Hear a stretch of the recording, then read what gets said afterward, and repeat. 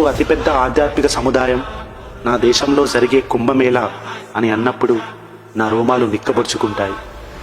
పాశ్చాత్య దేశ ప్రజలు నా దేశం యొక్క సాంప్రదాయాన్ని మనస్ఫూర్తిగా స్వీకరించి ఆ అనుభవాన్ని ఆనంద బాష్పాల రూపంలో వ్యక్తపరుస్తుంటే దేశంలో ఉన్న హిందూ వ్యతిరేకులను చూస్తే ఎంతో అసహ్యం వేస్తుంది.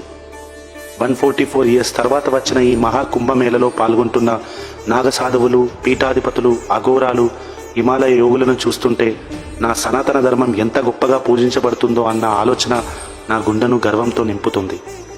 ఎందుకు ఈ కుంభమేళ ఇంత విశిష్టత? అఫ్కోర్స్ దాని గురించి తెలుసుకోవడానికి ఇంటర్నెట్లో చాలానే పేజెస్ ఉన్నాయి.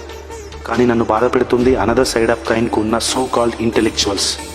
వాళ్లకు కుంభమేళా అనేది అనవసరమైన ఖర్చు అని, పర్యావరణానికి హానికరమని, హిందువులందరూ అంధభక్తులని అభిప్రాయం చాలా గట్టిగానే ప్రచారం చేస్తున్నారు.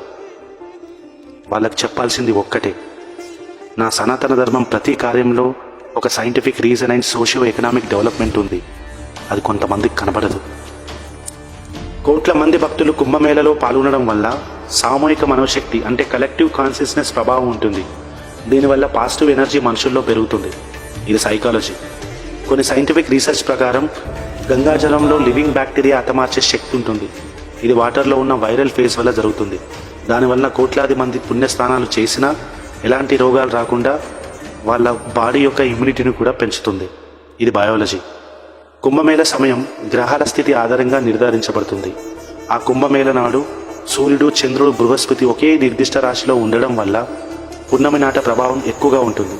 ఇది శరీర శక్తిని, మానసిక ఉల్లాసాన్ని పెంచుతుంది. ఇది ఆస్ట్రానమీ. మోస్ట్ ఇంపార్టెంట్లీ ఇది ఖర్చు కాదు, ఆర్థిక వ్యవస్థను బలపరిచే ఒక అవకాశం.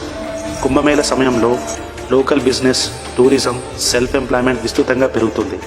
2025 కుంభమేళ 46 డేస్లో 3 లక్షల కోట్ల బిజినెస్ జరుగుతుందన్న అంచనా. ఇది ఎకానమీ. సో విమర్శలు చేసే ముందు దాని వెనుక విశ్వాసాన్ని, సైన్స్ని, కల్చరల్ హెరిటేజ్ని అర్థం చేసుకోవడం ఇంపార్టెంట్. ఫైనల్గా కుంభమేళ కేవలం హిందువులకు మాత్రమే కాదు, ఇది మానవత విలువలకు సంబంధించిన పండుగ. ఈ కుంభమేళ కేవలం ఆచారం మాత్రమే కాదు, ఇది భారతీయత జీవితం. హర్ హర్ గంగే, హర్ హర్ మహా